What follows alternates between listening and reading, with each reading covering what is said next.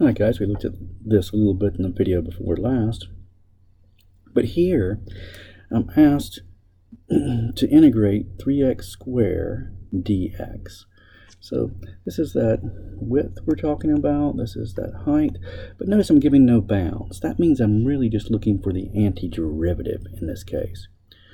Well, the antiderivative is the function that gives me 3x squared as its derivative. Okay, so what function is that would give me 3x squared as its derivative? Well, let's see, I would have had to have gone down by 1. If that's my derivative, its exponent would have to be 1 less than the function I started with. So if I started with an x cubed, I would end up with an x squared, right? If I started with an x cubed, I would have had to have multiplied, right, by a 3 to get there. So let's see, if I go up by 1, and instead of multiplying by 3, divide or multiply by the inverse, right, 1/3. So I'm just trying to see, I'm going up by 1, then going 1/3 times 3. I get that x cubed is the function that would give me 3x squared as the derivative. But is it just x cubed by itself?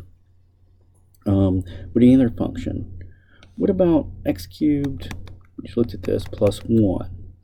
That would also give me an antiderivative of 3x squared, right? Because the 1, my differentiate would just go away. What about x cubed minus 7? Also 3x squared as the antiderivative, as the derivative. So any of these would work. So in general, we're going to say that the antiderivative of 3x squared dx is x cubed, and then we're going to say plus c, because c could be any constant. Any constant would work. So the antiderivative of 3x squared dx is x squared x cubed plus c.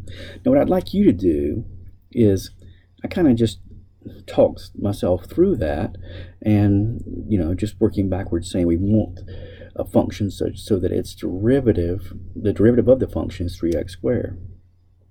I'd like you to see if you can come up with some general rule. Try to do these next two on your own. I'm going to do them in a minute in the next video, but try to do the next two on your own. See if you can come up with a general rule that works for finding the antiderivative when you're giving just a polynomial like this, just a monomial.